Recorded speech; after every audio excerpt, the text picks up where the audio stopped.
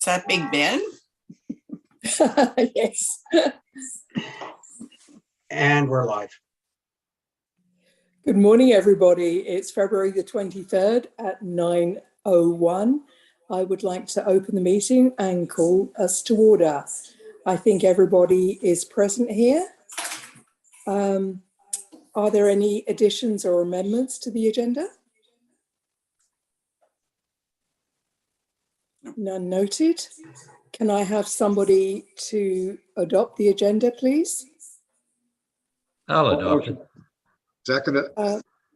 Okay, that's Councillor Schaller to adopt and Councillor Harper to second. Thank you very much. And obviously, the budget impacts all of us that live in the township, but can I have, if anybody has a disclosure of a pecuniary interest, please, to our business today? None noted, thank you. On to part 5 there of the agenda, unfinished business. Is there anything unfinished that we need to put in here? No. Okay, on to new business. And we have Mr. Martin to present to us, please, our 2022 proposed budget. Thank you, Mr. Martin, over to you. Thank you, Councillor Collins. Actually, Jennifer has worked extremely hard in this budget with me. And as such, I'm actually going to allow her to steer the ship for the first part of this. And she'll go over the operating summary, which is on page 2 of your package. And then she's going to do the presentation that we've prepared for council today on the budget. And once we've gone through that, then we'll go back to a Q&A and any review of any departmental lines that council would like to review at that time. I'll turn this over to Jennifer. Thank you, Jennifer. Off you go.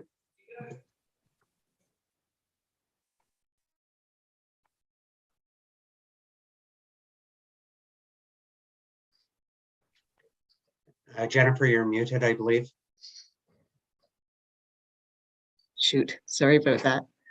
Yeah, so I'm here this morning to present the South Algonquin 2022 budget. We'll start with the budget summary. We'll just quickly go over this. So our total general government is at $310,140. Our protection services will have a deficit of $657,000.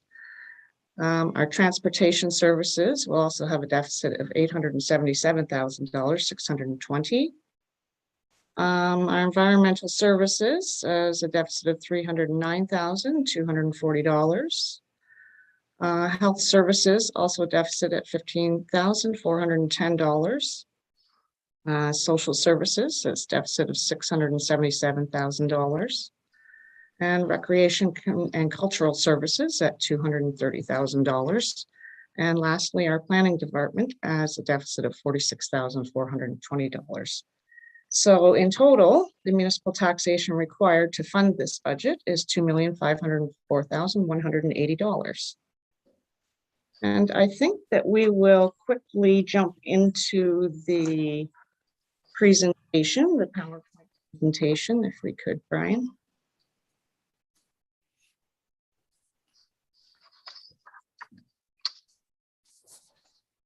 I'm looking to have the objective of the presentation.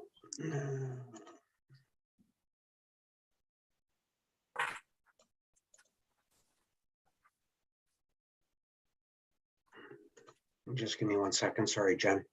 Yep, that's okay.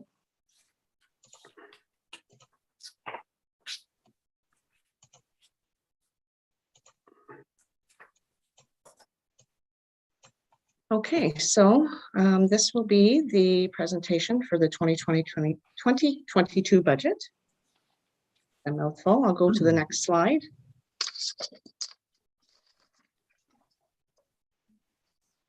And the objective of the municipal budget process is to determine how much money the municipality will bring in and how much it will spend in the year. It determines the level of service provided to the South Algonquin residents and guides decisions on spending. This presentation will detail both operating and capital revenue and expenditure forecasts, as well as provide a summary of anticipated changes, proposed tax rate information, and available funding for the 2022 budget. Next slide. Starting off, I'll detail the municipality's non-tax revenues. The left-hand column shows the functional category, and we'll begin with the general government and the 2022 budget of $1,112,950. This amount is largely comprised of the Ontario Municipal Partnership Fund, which is $985,000, and the Municipal Modernization Grants Intake 2 and 3 at $45,000 and $30,000 respectively. A small portion of this comes from department-generated fees such as tax certificates and photocopies.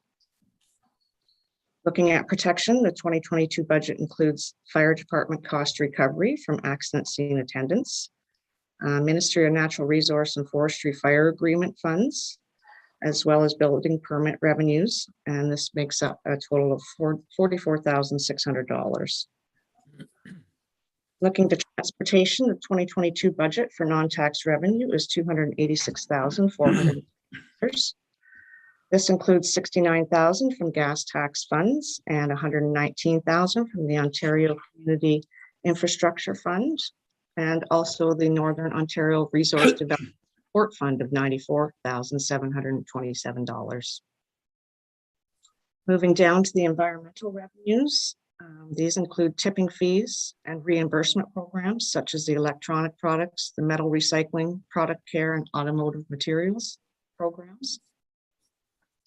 Recreation non-tax revenues include investing in Canada's infrastructure program, the COVID-19 infrastructure stream of $70,630 for the Erie Trestle pedestrian bridge repairs. This also includes the Canada Day grant of $3,900, the library operating grant of $6,400, and the recreation fundraising, which is estimated to be around $15,000. We'll see how this year goes, whether they'll be able to get out and do some fundraising, but we're hoping so. And lastly, the planning reserves, which are comprised of the planning application fees and shoreline road allowance sales. And the next slide.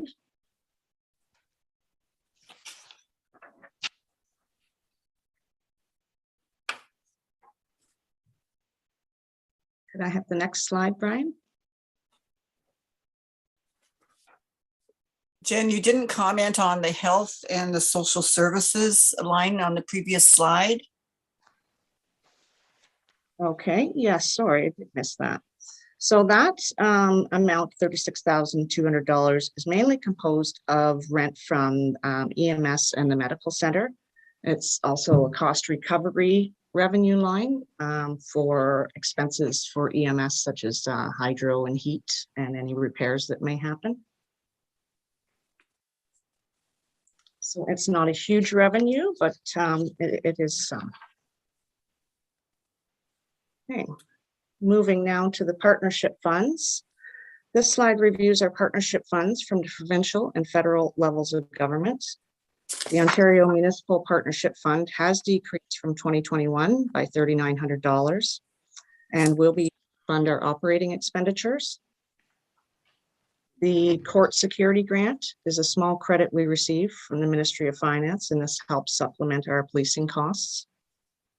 OSIF, for the Ontario Community Infrastructure Fund, has a top up in 2022, which increased $68,000 over 2021. This will be used to fund the McRae-Hay Lake Road resurfacing project. The federal gas tax will be funding roads drainage projects throughout the township, as well as McRae-Hay Lake Road resurfacing project. And lastly, the Canadian Heritage Grant. This funds our community's Canada Day celebrations. And the next slide. Here we'll take a look at other grants that are expected in 2022. The Municipal Modernization Grant Intake 2 has been approved for $45,000 and will be used to fund the Town Suite accounting software. We are awaiting the application results for the Municipal Modernization Grant Intake 3 for $30,000, and if approved, will be used to fund records digitization software and the implementation of it. The Canada Summer Jobs Grant application was completed and we are awaiting approval. And if approved, this would be used to fund 2 Summer Works Department positions.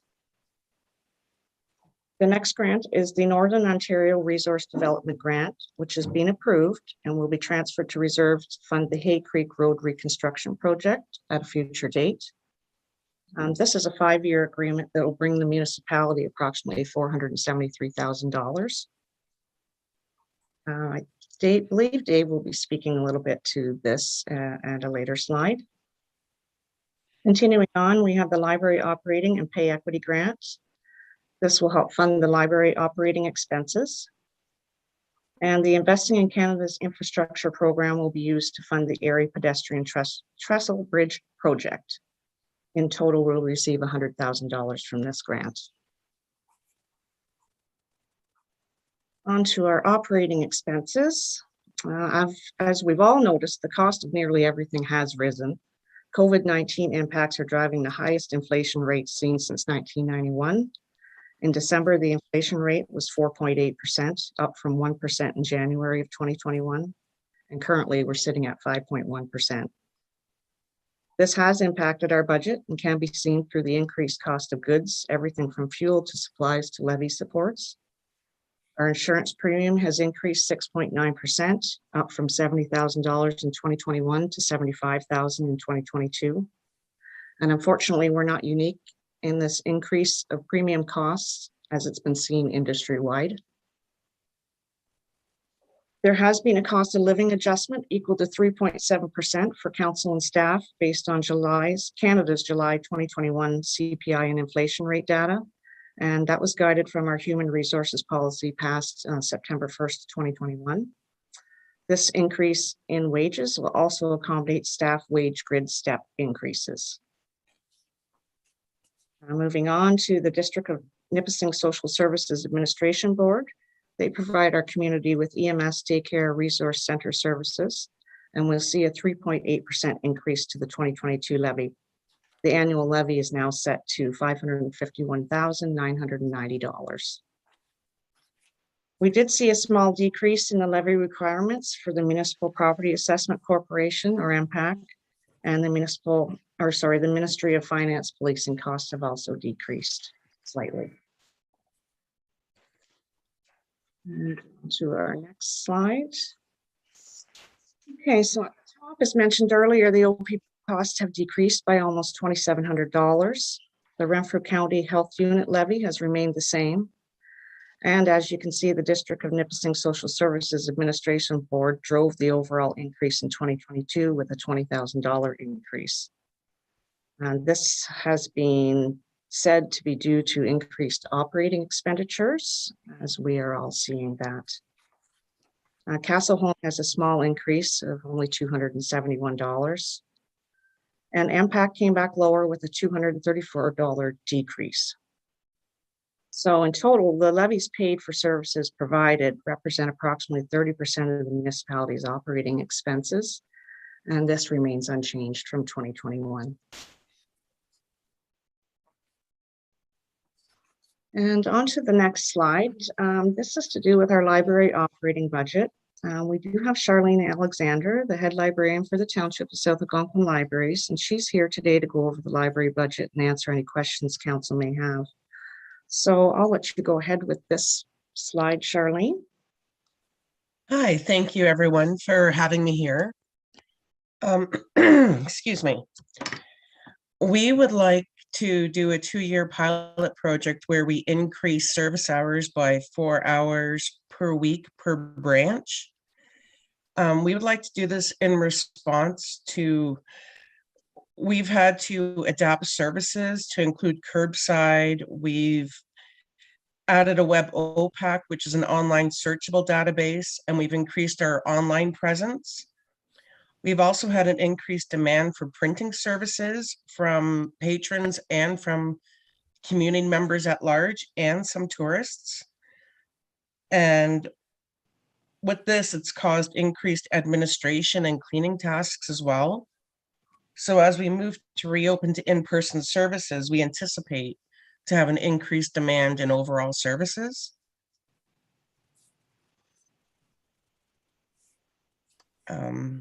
Does anyone have any questions?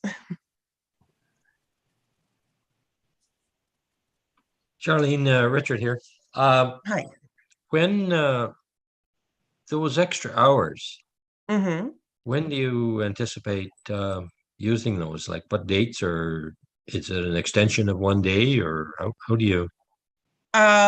We haven't fully decided yet. Originally, we were thinking of trying a Saturday format, which we may do in the future, but for now, I believe it would add a third day during the week. We haven't fully decided yet where those will go yet.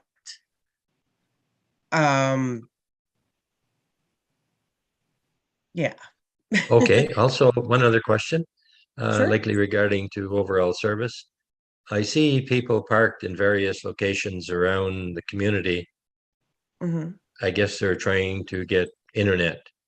Do they have that opportunity at both Madawaska and Whitney library sites? Absolutely. We have 24/7 Wi-Fi access.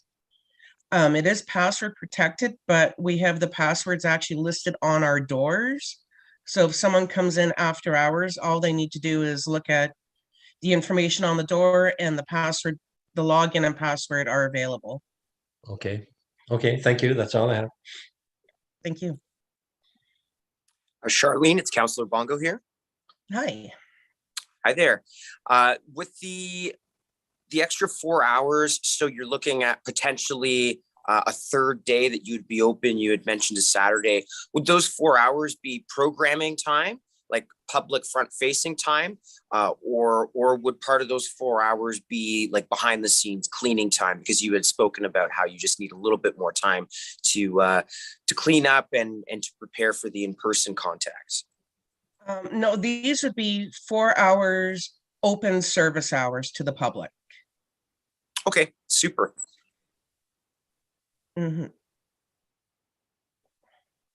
Charlene, it's Jane. Hi. Hi, when school goes back, I know you had a very vibrant school program with the Whitney Public and St. Martin's School. That will continue as well.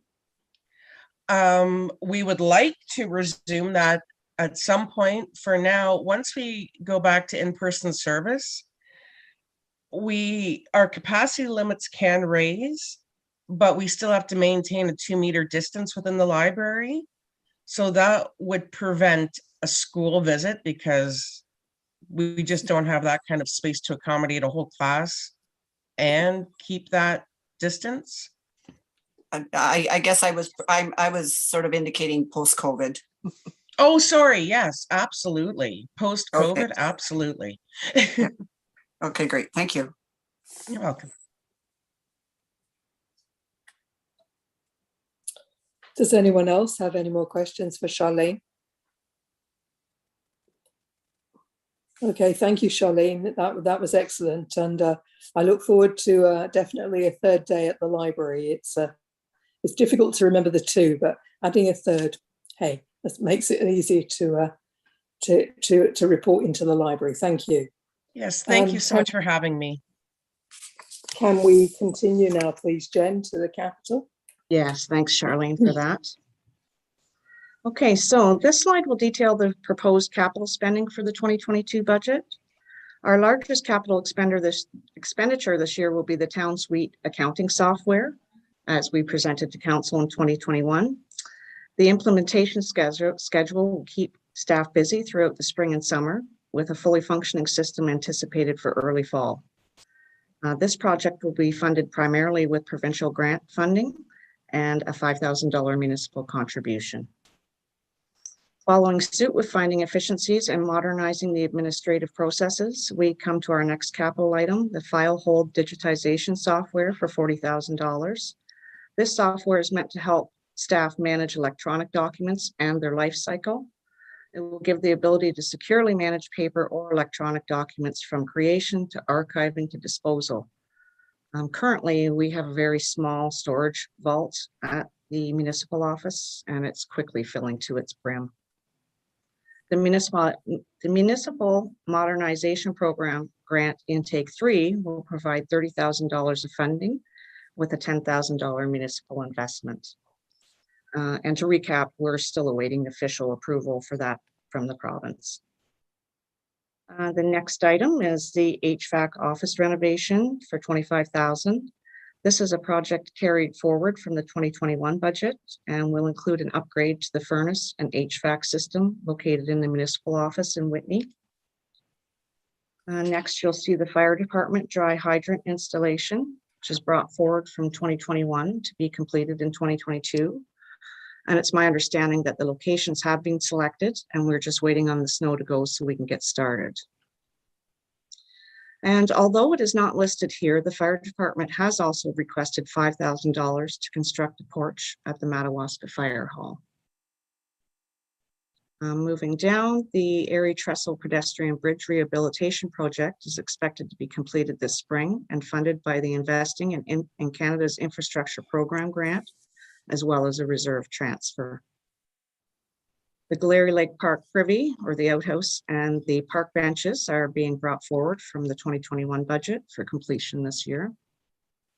Madawaska and Lisle Recreation Committee has requested $5,000 for history storyboards to be created and installed in the Tom and McMurray Park. They would be created in a similar fashion, ones located at the JR Booth Park. And lastly, the library board is requesting $10,000 to complete their book shelving project. So this slide is the transportation capital. So I'll pass this slide over to Dave, our public works superintendent, to go over the proposed transportation capital projects. Sure, thanks, Jennifer. We'll start off obviously at the top with the McCrae-Hay Lake Road resurfacing project. This was identified as part of our roads needs study as a now project from the engineer, and it involves the replacement of 600 meters of extremely uneven pavement on McCrae-Hay Lake Road that would begins about the entrance to Bennett Road and carries on down through the causeway and up over the next hill towards the lodge.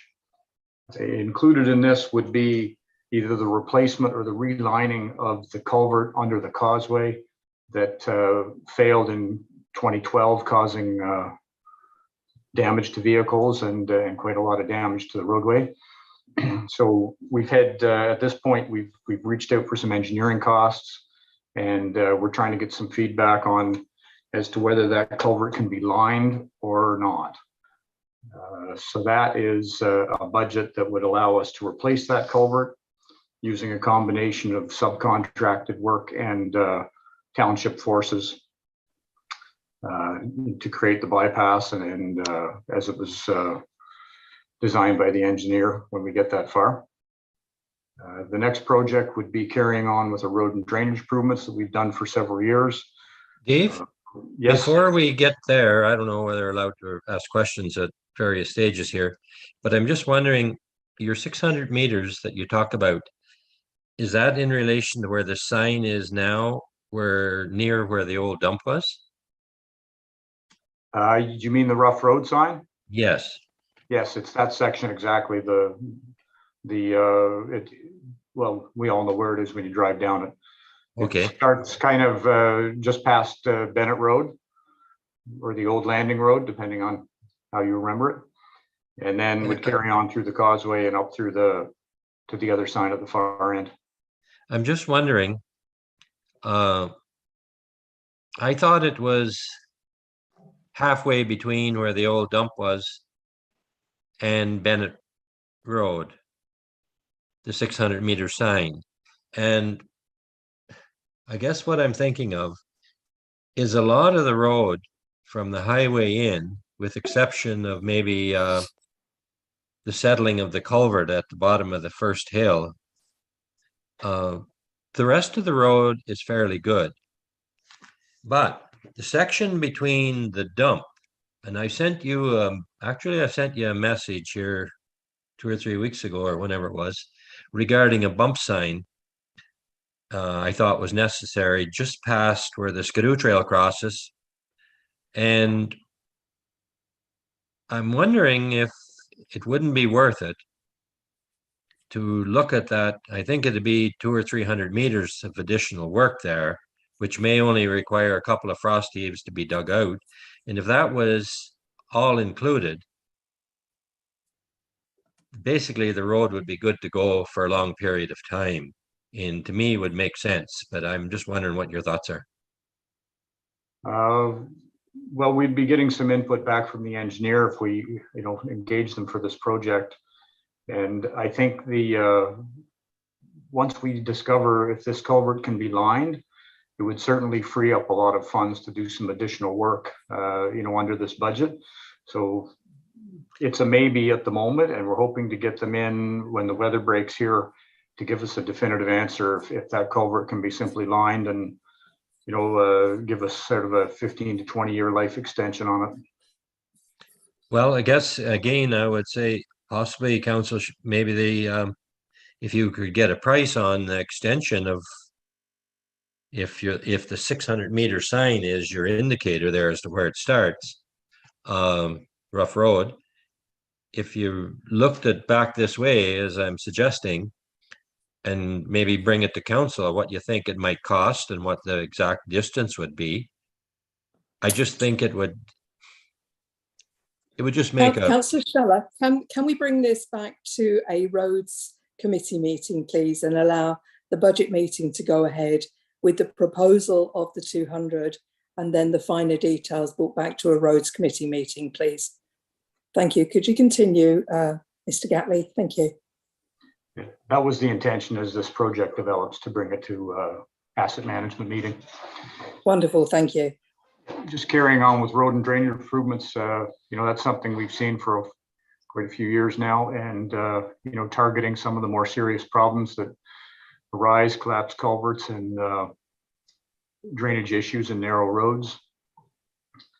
The roads need study is completing the second portion, which would be the gravel roads. They wanted to see them as the frost is coming out. And then the 5,000 is carrying on with the Hay Creek Road engineering drawings, targeting construction 2023.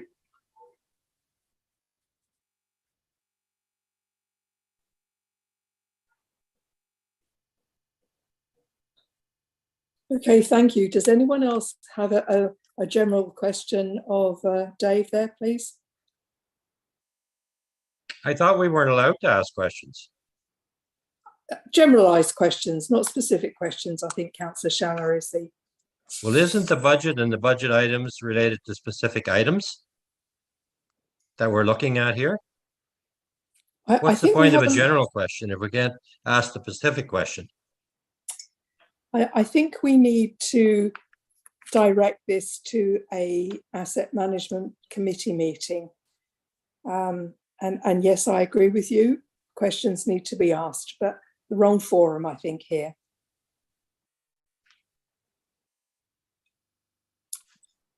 Okay, Jane, can we continue with highlights, please, if no one else has any other generalised question on transportation? Yeah. Thank you. So I just have one point on transportation, that there is an asset management meeting on March the 17th. Thank you for that, Councillor Florent. Okay, so highlights for the 2022 budget include an October 24th municipal election, a cost of living increase in salary and wages, an addition to library operating hours, increased transfers to reserves, which are detailed in the next slide, new accounting software, and the development of our asset management plan. I'd like to elaborate a little bit about the asset management plan. Some time ago, the province released planning timelines for municipalities and the development of their asset management plans. July 1st, 2022, municipalities must have an asset management plan that includes core municipal assets. And by July 1st, 2024, a plan to include all municipal assets. So in order to meet these legislative requirements, you'll notice there's a $50,000 has been added to the budget under the administration consultant line for that plan development. Slide. So transfers to reserve and reserve funds for the 2022 budget, starting with protection. In 2017, Council approved a 5-year plan to replenish funds to the Protection Equipment Reserve for Fire Department SCBA equipment purchased. The 5-year plan included $20,000 a year to be put back to that reserve. Going down, the Ministry of Natural Resources and Forestry fire agreements provide approximately $20,000 per year to the municipality, and it's proposed that this revenue be transferred to fire department reserves for future capital needs. The fire department is also requesting $60,000 be transferred to reserves for future apparatus purchases. Fire Chief Ian Collins is currently assessing the fire department's needs and will present his findings to council upon that determination. Under transportation, council has approved repayment to reserves for the roads department truck number 27 purchase of $50,000 per year.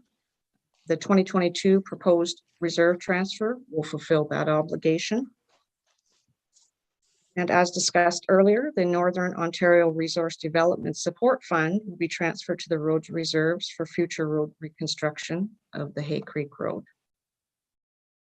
Under health, we received $3,500 per year from the Ontario Air Ambulance Corporation, and we have been historically putting this into a reserve to pave the helipad located in Whitney. The helipad reserve balance after transfer will be $24,000, which is close to the estimated $25,000 cost of the paving project. Under planning, it's proposed that a $5,500 reserve transfer be made to support the review and development of the official plan.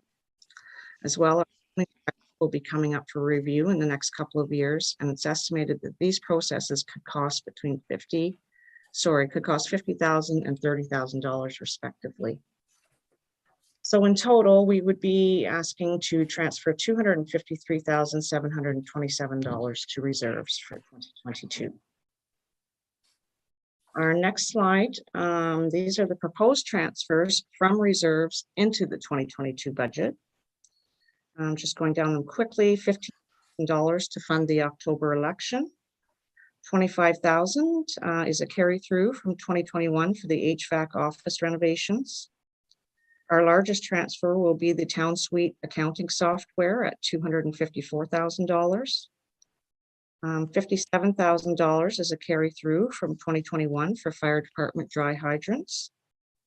A total of $12,000 from the roads reserve for the Hay Creek Road design and the roads needs study. This is a 2021 carryover. The second largest transfer from reserves will be for the Erie Trestle Bridge Rehabilitation Project at $139,000.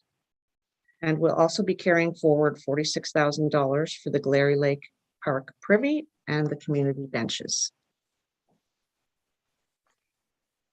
Okay, switching gears a little bit. We're going to take a peek at our assessment changes. So we'll now look at the current value property assessment changes year over year. The township has seen a $2.2 million increase in property assessed values over 2021. The increased assessment can be attributed to building permit construction activities and MPAC's omitted assessment changes, which are assessment changes that have been missed or not yet captured from prior years. The increase cannot be attributed to the provincial reassessment, as the province announced that the reassessment that was scheduled for 2021 tax year would be postponed. Property taxes for 2022 and 2023 taxation years will continue to be based on a January 1st, 2016 valuation date. Next slide. This is a 2022 assessment report for South Algonquin from the Municipal Property Assessment Corporation's website, or MPAC. It gives us a breakdown by property class with the number of properties in each class and the assessment values for those classes.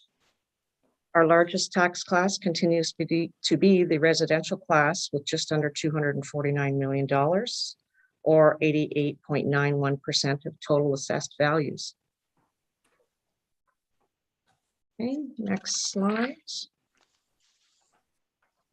So, 2022 residential tax rates. So council determines the municipal portion of the residential tax rate.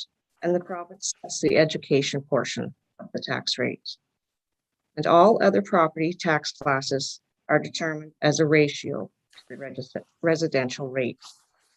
So for example, the managed forest class tax, the tax rate will be 25% of the residential tax rate. These numbers have stayed the same in the 5 years that I've been here with the township, so there'll be no change there.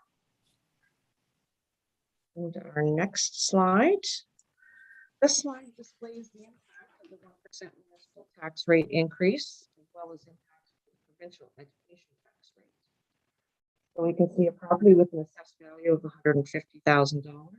We'll see a $12 increase over 2021 and an $18 increase for a $200,000 property. The province has kept the same education tax rate as last year, so this means there'll be no increase seen. I believe Mayor Dumas had her hand up. I'm sorry, Jen was breaking up and I just wondered if it was just me that wasn't hearing, or it seemed when she was looking to the side there. I can hear her okay now. Thank you. Okay. So moving on to the last and final slide, how we will fund the budget. So the taxation levy required to fund the 2022 budget is $2,404,183. A 1% property tax rate increase will provide the required revenue to bring a balanced budget to the table. So that concludes the presentation. And I think at this point, we are going to take questions. If we have specific line item questions or just generalized questions, but we can go ahead with them now. I'd like to thank you, Jen. I think the slide deck and your presentation was extremely clear, and the amount of work put in there, I think, is phenomenal.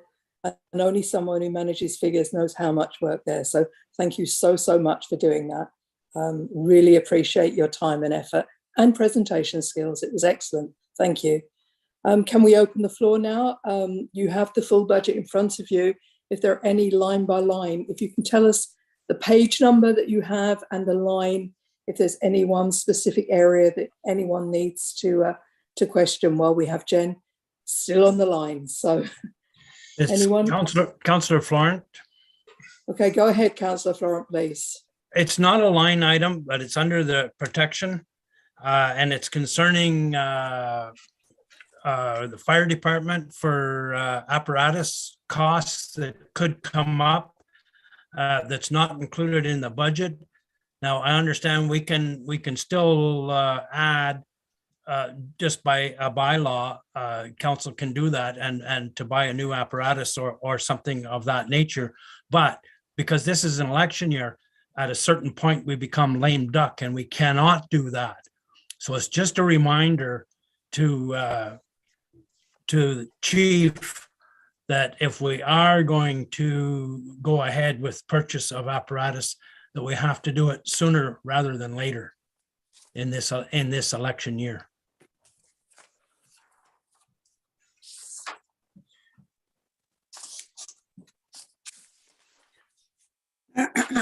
Thank you, Councillor Florent. Does anyone else? Yeah, I have a question, unless I'm just missing it. I don't see anywhere in the budget where we've transferred to reserves for the decommissioning of our dumps. Okay, over to you, Jen. Yeah, so that will come through the audit process. The auditor will give us those adjusting entries, and so that reserve transfer will be made upon auditor determination. Oh, okay.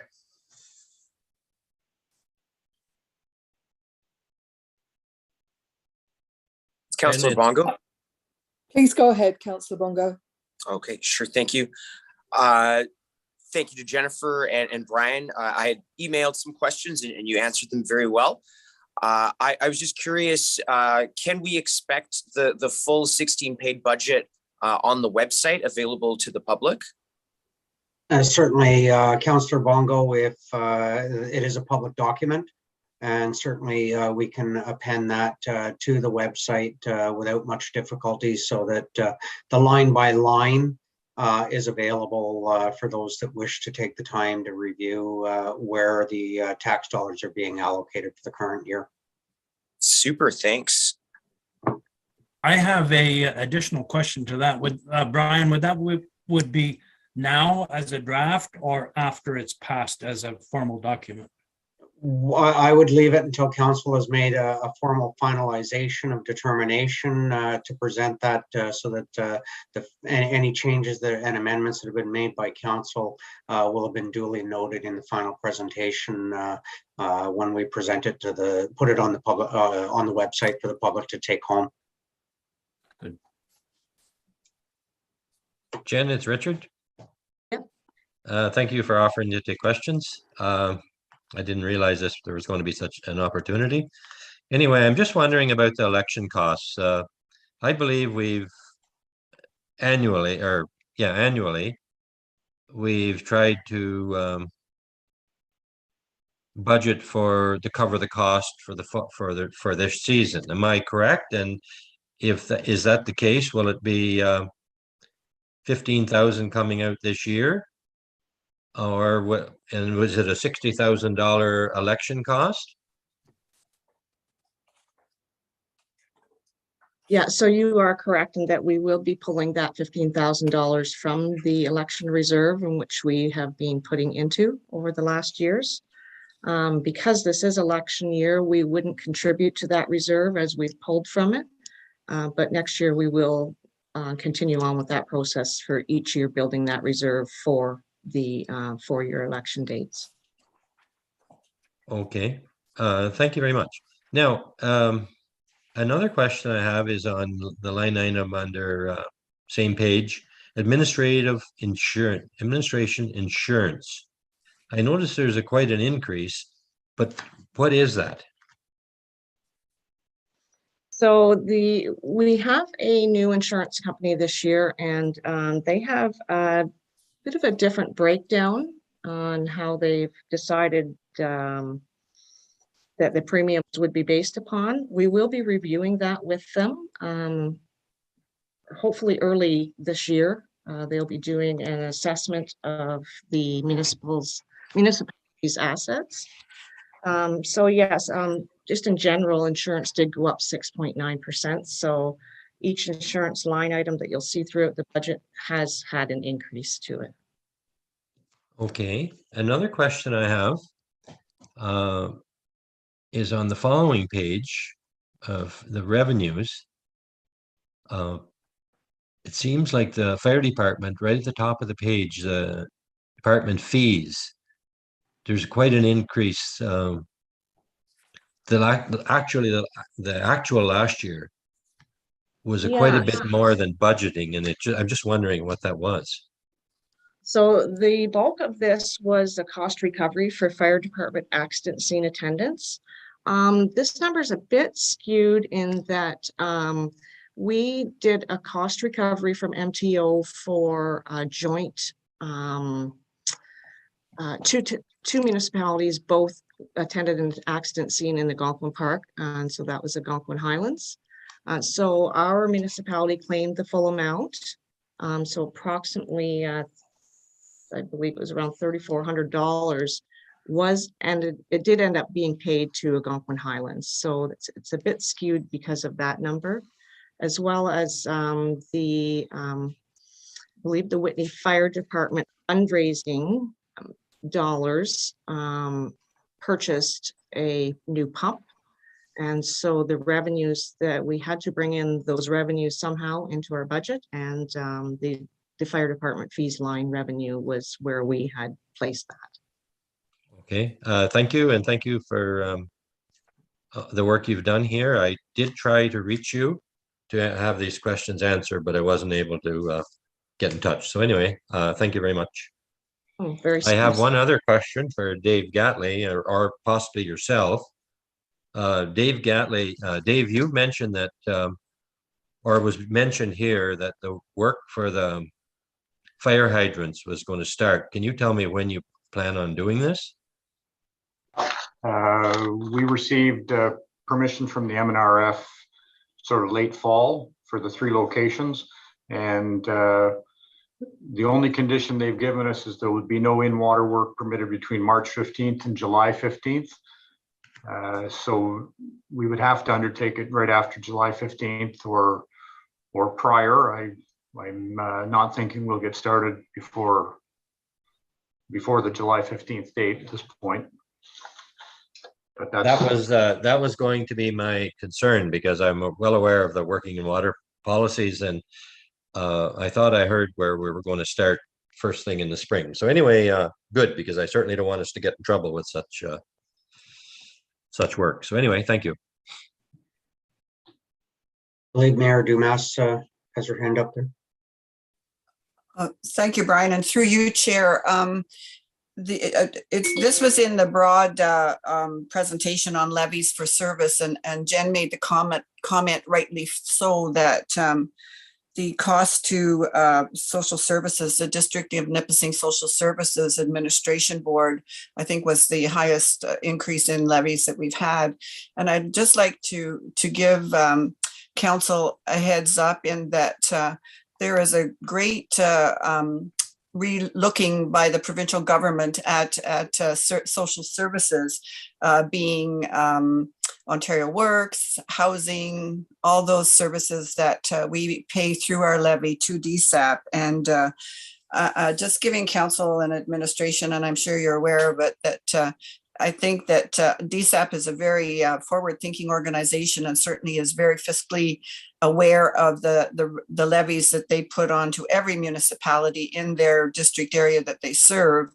And there is an incredible amount of offloading that has potential to come to rest on municipalities, all municipalities, in regards to social services. And certainly DSAP has been advocating at the table at the provincial government and any conference that they can get to Roma, to Phenom, et cetera. But social services in Ontario have an incredible need that is to be met.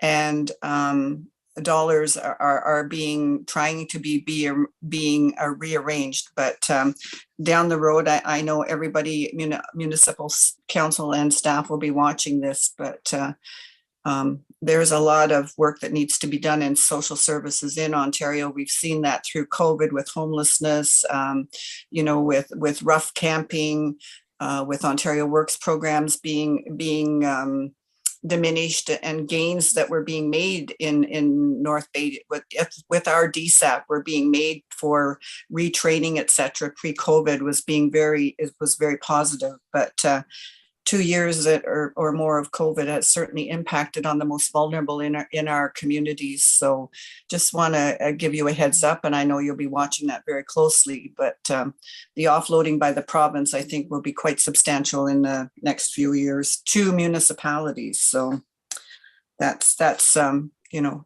a heads up. Thank you. Thank you, Mayor Dumas. I have one question for you, Jen, myself. Back to the highlights in the main slide deck there. Salaries and wages for council and staff set to accommodate a 3.7% grid increase.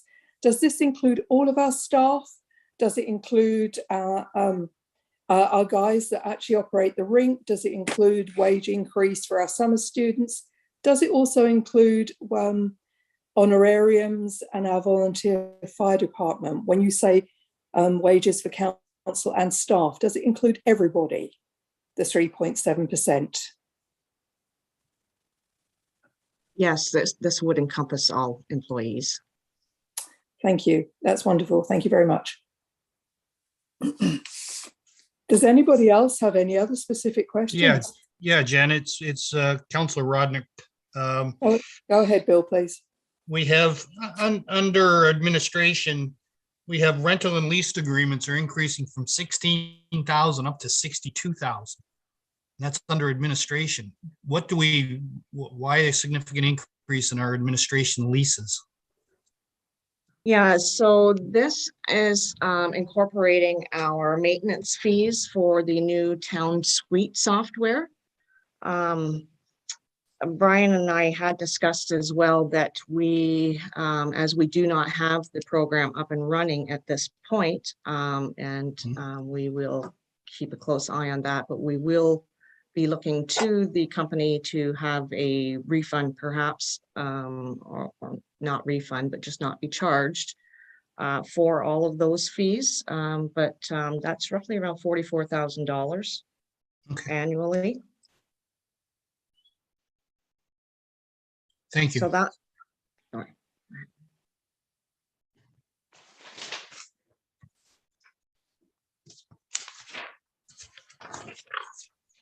Okay, does anybody else have any specific areas that they're questioning here?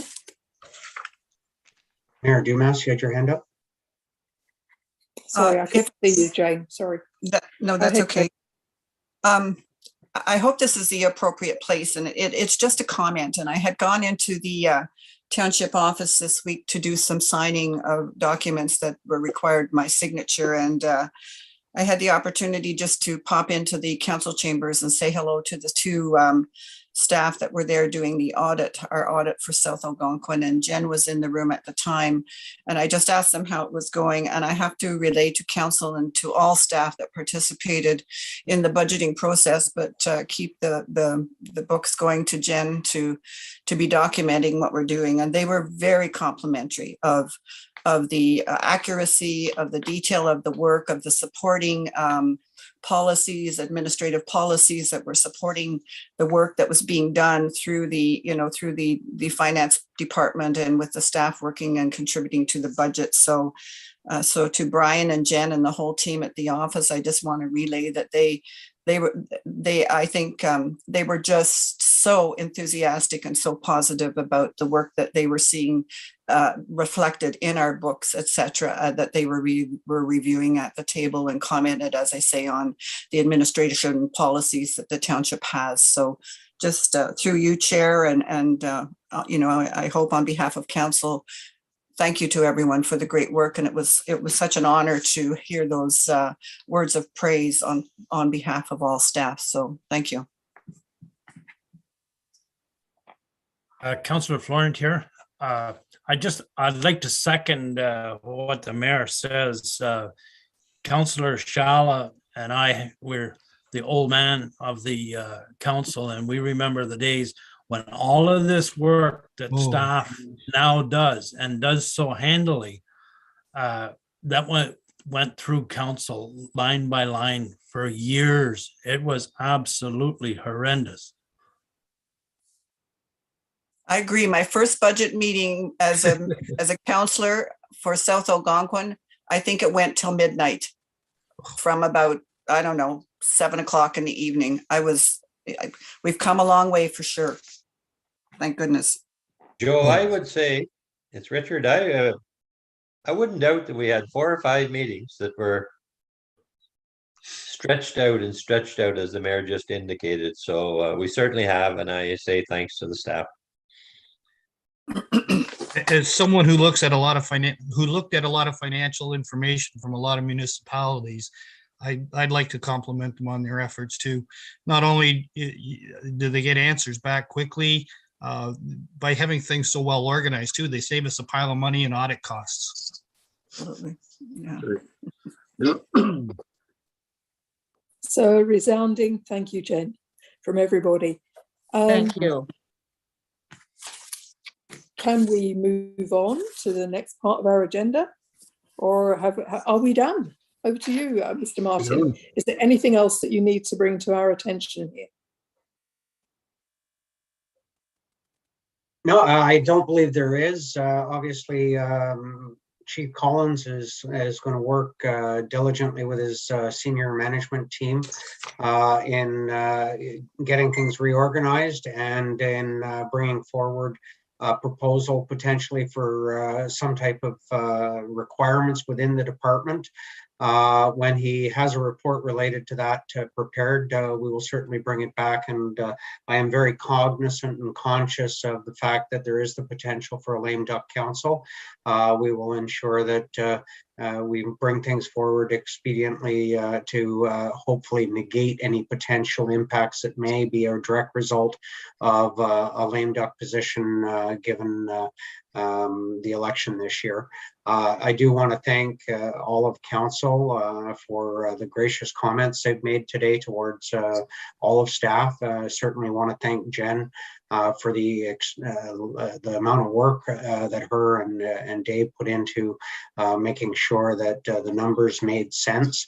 And when I had questions about why we did certain things, she was very quick and able to bring forward answers. And although there were places where we may have had some minor disagreements in the overall budget, we did manage to put together a budget that meets the literally covers the last policy council made, one of the policies we made in September that said bring forward 1 additional % towards our capital on an annual basis. So this really did bring forward a 0% increase with the exception of that 1% that council had asked us to bring forward. So I'm very happy bringing forward this budget today. And I think, again, staff have worked very hard on bringing this forward, and it is one of the single largest documents that council does pass as policy. It's the most important thing that we do all year is bring forward the tax revenues that are required, and then it's up to us to manage those. So again, thank you very much to council and to staff for all your hard work. Okay, thank you, Mr. Martin. So the budget as it stands at the moment will not be passed until our March council meeting. Is that correct? Yes, we actually, the way our policy is established currently are required to give 2 weeks notice. So staff will publish notice today and we will call a special meeting on the 9th of March in order to meet the requirements. And in fact, this will put us about 1 month ahead of last year's finalized budget process. That's fantastic. Thank you very much. Okay, everybody. The budget is there in front of you. We've all had time to go through it. It's been presented and the finer points explained to us. And I am very happy to call an adjournment. Can I have a proposal, please, to adjourn this meeting? I'll make the motion. Thank you, Councillor Florence. Someone to second, please. I'll second it, Councillor Rodnick. Thank you, Councillor Rodnick. Meeting adjourned at 9:58. Well done, everybody.